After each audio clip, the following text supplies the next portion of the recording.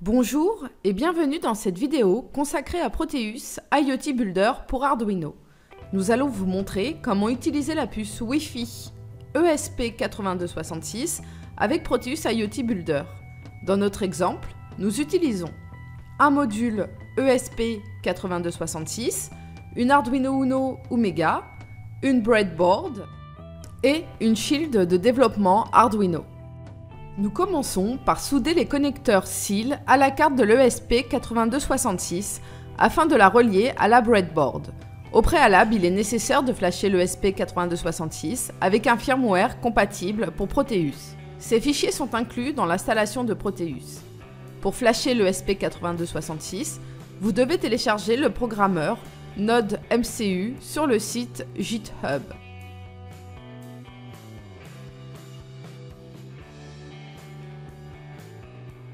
Connectez ensuite le composant à votre ordinateur via un câble micro USB. Puis, allez dans le gestionnaire des périphériques pour vérifier le port COM utilisé par notre composant dans l'onglet Config de l'application Mode MCU. Collez l'emplacement du fichier firmware Proteus que vous souhaitez utiliser et assurez-vous qu'un seul fichier est sélectionné et que l'adresse mémoire soit réglée sur 0. Dans l'onglet Opérations, assurez-vous que le port COM affiché correspondent à celui de votre composant. Puis, appuyez sur Flash. Si tout se déroule correctement, la LED de l'ESP8266 clignote à une vitesse de 2 Hz. Il est ensuite nécessaire de redémarrer le composant pour valider l'installation. À ce stade, la LED reste constamment allumée. Connectez-vous ensuite au Wi-Fi émis par l'ESP8266. Vous pouvez désormais vous rendre dans le panneau de configuration de l'ESP8266, accessible à l'adresse 192.168.4.1. Sélectionnez Configure Wi-Fi, puis sélectionnez votre Wi-Fi personnel dans la liste affichée. Renseignez vos identifiants, puis appuyez sur Save pour terminer. Après avoir configuré le 8266, vous pouvez le placer sur la breadboard et le relier à la shield de développement en suivant le tableau ci-dessous. La dernière étape de ce tutoriel consiste à brancher la shield sur l'Arduino. Il est très important que vous désactiviez le port USB de la carte Arduino. En effet, dans le cas contraire, les deux cartes ne pourront communiquer ensemble. Nous plaçons donc un cavalier sur les broches sélectionnées par un carré rouge. Le matériel est désormais prêt à être utilisé avec Proteus IoT Builder.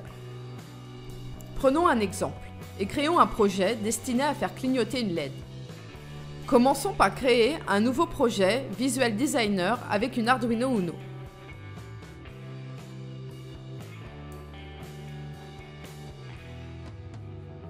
Nous ajoutons ensuite le périphérique serveur VFP, c'est-à-dire le 8266, disponible dans la catégorie IoT suivie d'une LED Grove.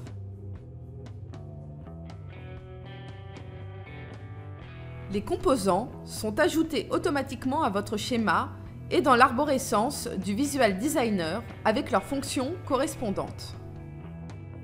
Pour programmer le matériel physique, nous devons configurer le projet. Le programmateur doit être réglé sur 8266 et interfacé sur la carte choisie précédemment. Proteus détecte ensuite notre carte sur le réseau. Il suffit alors de la sélectionner dans la liste. Les options d'identifiant et de mot de passe doivent être laissées par défaut. Une fois terminé, nous pouvons construire le projet et le téléverser sur la carte à l'aide du bouton situé dans la barre d'outils. Nous voyons que notre programme est fonctionnel sur tout type d'appareil disposant d'une connexion Internet. Multipower vous remercie d'avoir visionné cette vidéo. Nous vous invitons à consulter nos autres vidéos mises en ligne sur notre chaîne YouTube ou à découvrir l'intégralité de nos produits sur notre site internet www.multipower.fr.